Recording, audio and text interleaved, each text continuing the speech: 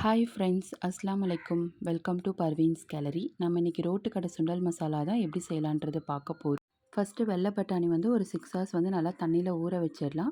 Next ஒரு குக்கரில் பட்டாணி வாஷ் பண்ணிவிட்டு ஒரு நல்ல பட்டாணி முழுகிற அளவுக்கு தண்ணி ஊற்றி உப்பு எதுவுமே ஆட் பண்ணாதீங்க. அப்படியே வந்துட்டு நல்லா வேக வச்சுக்கோங்க, நல்லா மசீரா மாதிரி.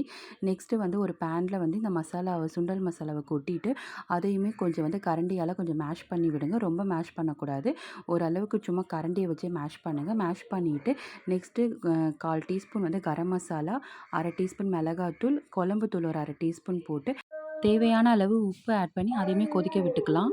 நம்ம வெங்காயம் வந்து நல்லா ஃபைனாக சாப் பண்ணிக்கோங்க. ஒரு மீடியம் சைஸ் வெங்காயம், தக்காளி ஒரு தக்காளி எல்லாமே வந்துட்டு நல்லா ஃபைனாக சாப் பண்ணி அதையுமே ஆட் பண்ணிக்கோங்க. ஒரு க்ரீன் சில்லி ஆட் பண்ணிவிட்டு அதையுமே நல்லா வந்து கொதிக்க விடுங்க. இது வந்து ரொம்ப வேக வைக்கணும்லாம் கிடையாது, கொஞ்சம் க்ரன்ச்சியாக இருந்தால் தான் நல்லாயிருக்கும். அதுவுமே கொதி வந்ததுக்கப்புறம் நல்லா கடலை மாவு 2 டேபிள் ஸ்பூன் எடுத்து தண்ணியில் கரைச்சி அதையுமே ஊற்றி நல்லா வந்து திக்காக கன்சிஸ்டன்சி வரும். அது வரைக்குமே நல்லா கொஞ்சம் கொதிக்க விடுங்க. ஒரு 5 மினிட்ஸ் கொதிக்க வச்சிங்கன்னா நல்லா கெட்டியாக சுண்டல் மசாலா ரெடி ஆகிடும். நெக்ஸ்ட்டு நம்ம வந்து கார்ன் சிப்ஸ் இதுக்கு பொரிச்சிக்கலாம். நான் வந்து பானிபூரி தான் நான் பொரித்து எடுத்துருக்கேன். சரி, இப்படி செஞ்சு பார்க்கலான்னு சொல்லிட்டு பானிபூரியும் நல்லா பொரித்து எடுத்துகிட்டு நெக்ஸ்ட்டு வந்து நம்ம சர்வ் பண்ணுறது தான்.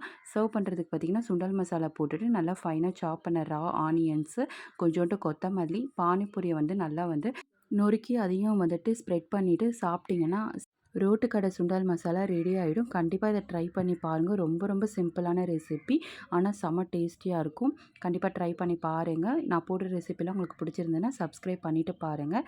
தேங்க்ஸ் ஃபார் யுவர் வாட்சிங். பாய்.